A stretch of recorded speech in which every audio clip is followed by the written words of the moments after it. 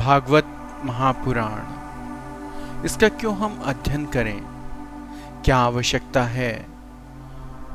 और क्या हर व्यक्ति इसको अध्ययन करने वाला मोक्ष को प्राप्त करेगा? बहुत से प्रश्न आज हम इस अध्याय में लेकर के आपके समक्ष उपस्थित हुए हैं। भागवत महात्म्य सर्वप्रथम सच्चिदानंद स्वरूप भगवान श्री कृष्ण को नमस्कार किया गया है। साथ ही प्रभु श्री को आध्यात्मिक, आधिदैविक और आधिभौतिक तीनों प्रकार के तापों का नाश करने वाला बताया गया है। इसके पश्चात श्री शुकदेव जी का सन्यास के लिए घर से जाना और पिता श्री कृष्ण द्वैपायन द्वारा श्री शुकदेव जी को रोकने का प्रयास करना। इसके पश्चात सौनक जी द्वारा सूत जी को नमस्कार करके श्रीमद् भागवत महापुराण की कथा के लिए निवेदन करना। आगे सर्वप्रथम मानव को प्राप्त होने वाले विवेक के विषय में चर्चा की गई है कि मानव का विवेक कैसे जागृत होता है। विवेक की जागृति के लिए भक्ति, ज्ञान और वैराग्य की महती आवश्यकता है। इन तीनों के बिना विवेक जागृत हो ही नहीं सकता। अब इन तीनों को समझते हैं: भक्ति, ज्ञान और वैराग्य। भक्ति का अर्थ है अटूट विश्वास स्वयं पर, परमात्मा पर व अपनी योग्यताओं पर अटूट विश्वास ही भक्ति है। अपनी आत्मा और अपने परमात्मा पर, अपनी शक्तियों पर पूर्ण रूपेण जिसको विश्वास होता है और जिसका विश्वास नहीं टूटता, उसी को भक्ति कहते हैं। और ज्ञान अर्थात अपने कौशल, अपनी बुद्धि और अपने अध्ययन पर पूर्ण विश्वास व इनके प्रति समर्पण ही ज्ञान है। ज्ञान अर्थात कर्तव्यों का बोध होना, करणियों का निर्णय कर लेना, यानी क्या कर्म मेरे करने योग्य है, क्या नहीं, इन सब का ज्ञान ही ज्ञान कहलाता है। इन सब का निर्णय कर पाना ही मनुष्य का ज्ञान है। वैराग्य अर्थात किसी कर्म या कार्य का कर्ता स्वयं को न मानकर उसे संसार का नियम मानते हुए उसमें लिप्त हुए बिना उसे करना। सफलता या असफलता के लिए स्वयं को या अन्य किसी और को ना दोष देना, ना श्रेय देना। जिस प्रकार शरीर में श्वास के आवागमन पर मनुष्य का नियंत्रण नहीं है, उसी प्रकार कर्मों के फल भी वैराग्य से युक्त होने चाहिए।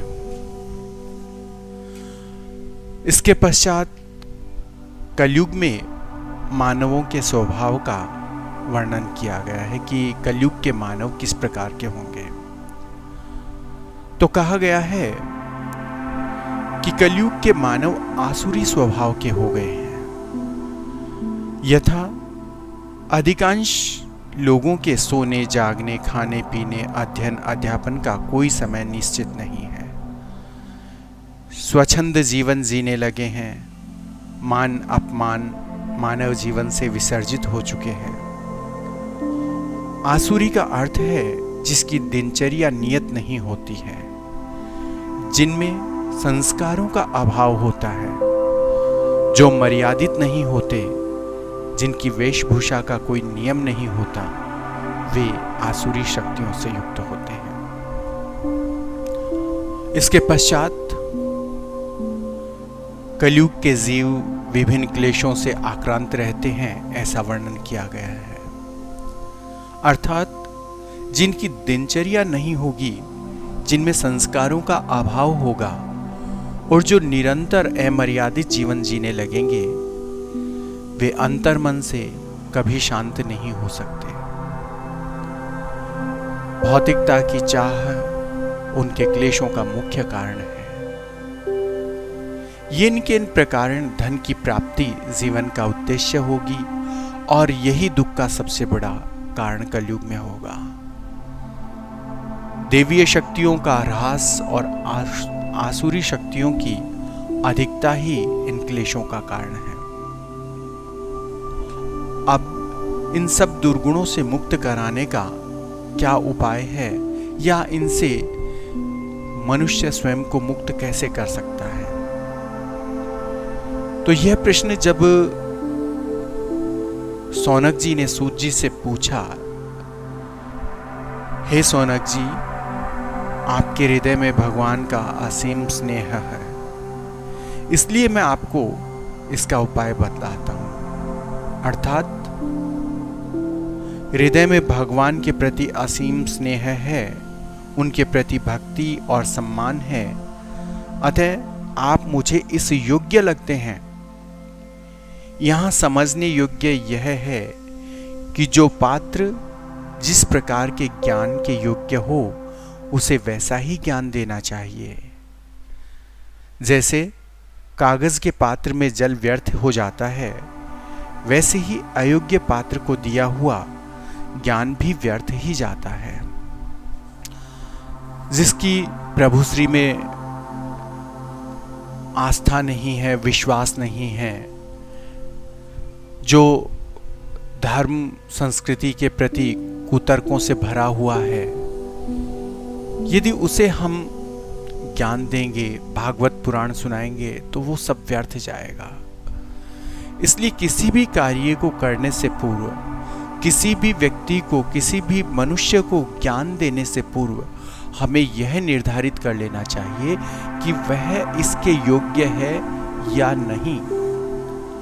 अगर वह इसके योग्य नहीं है तो हमारी ऊर्जा व्यर्थ जाने वाली है, हमारे शब्द व्यर्थ जाने वाले हैं।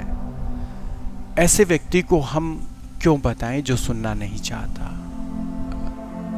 जो पात्र पहले से परिपूर्ण है, भरा हुआ है, उसमें आप अन्य वस्तु नहीं डाल सकते जब तक कि वो खाली नहीं हो जाता। तो वैसा ही ज्ञान में है कि जो व्यक्ति स्वयं को रिक्त नहीं मानता, जो स्वयं को परिपूर्ण मान रहा है, यदि आप उसको ज्ञान देंगे तो वह ज्ञान व्यर्थ ही जाएगा।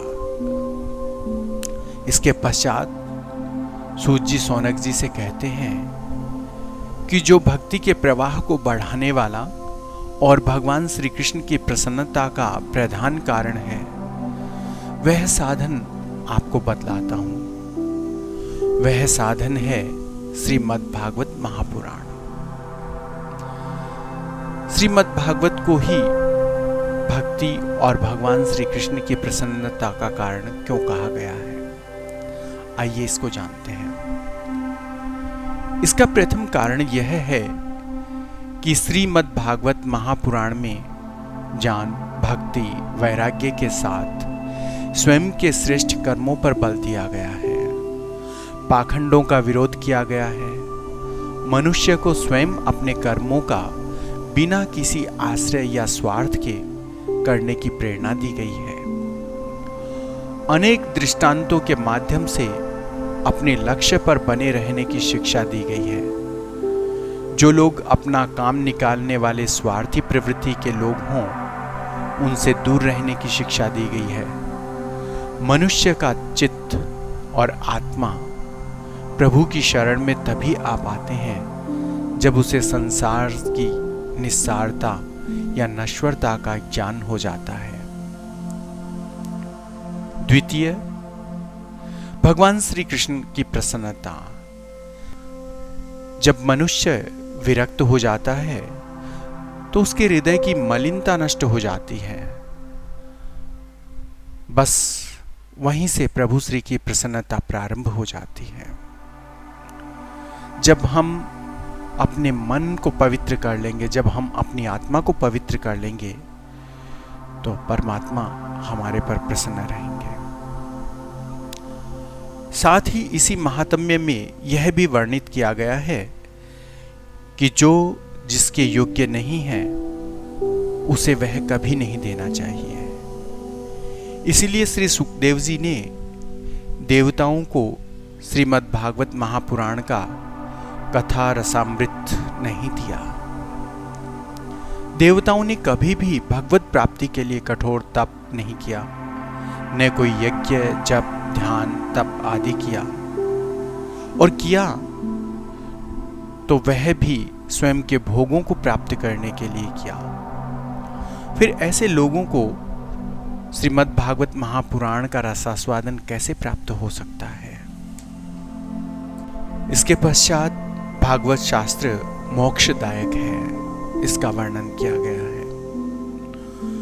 मेनिरे भगवद्रूपम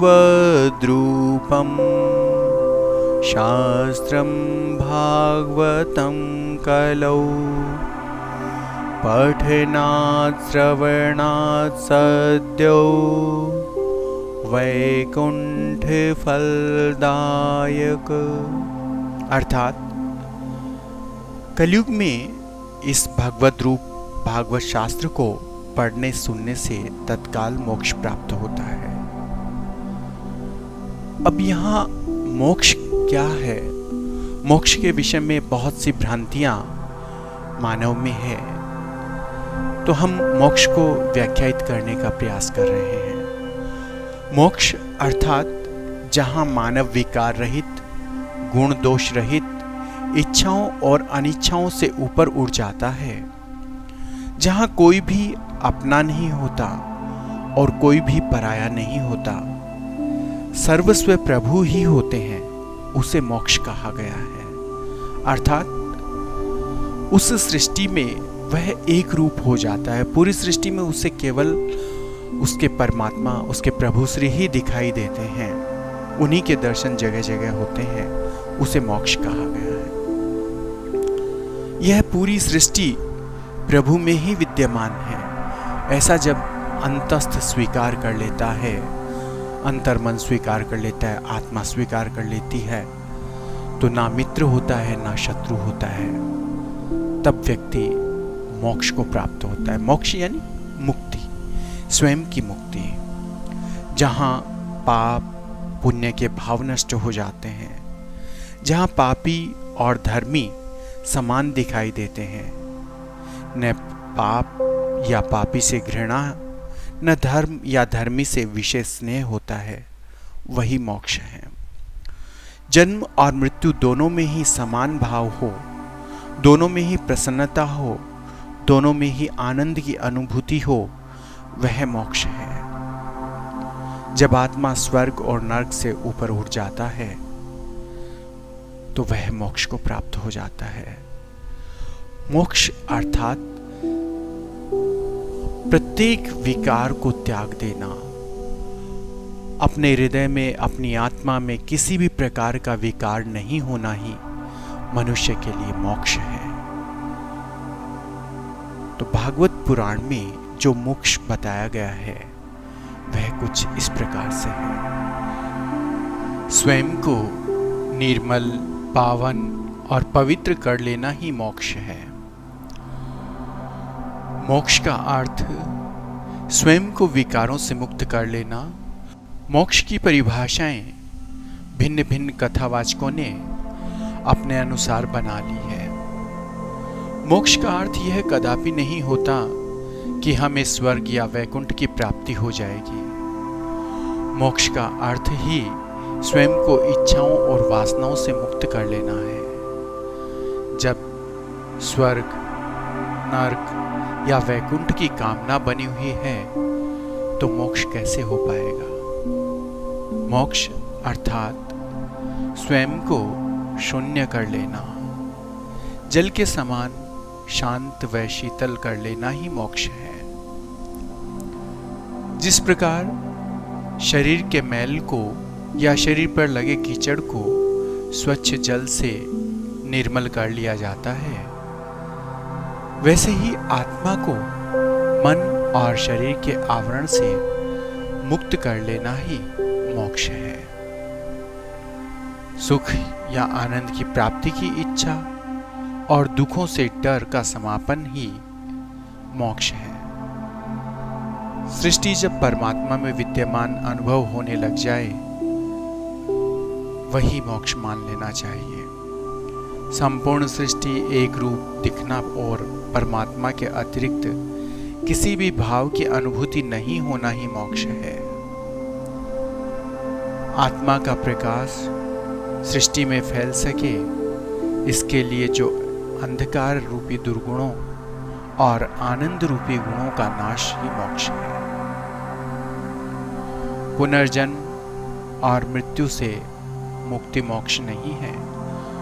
मोक्ष पुनर्जन्म और मृत्यु के भाव को ही समाप्त करना मोक्ष है। जब तक हमारे मन में पुनर्जन्म और मृत्यु का भाव है, तब तक हम मोक्ष प्राप्त नहीं कर सकते। जब मनुष्य जन्म और मृत्यु के भाव से ऊपर उठ जाता है, वही मोक्ष कहलाता है। स्वयं को विलीन कर लेना या स्वयं को समाहित कर देना, सभी भावों में एक रस या एक रूपता हो जाना ही मोक्ष है।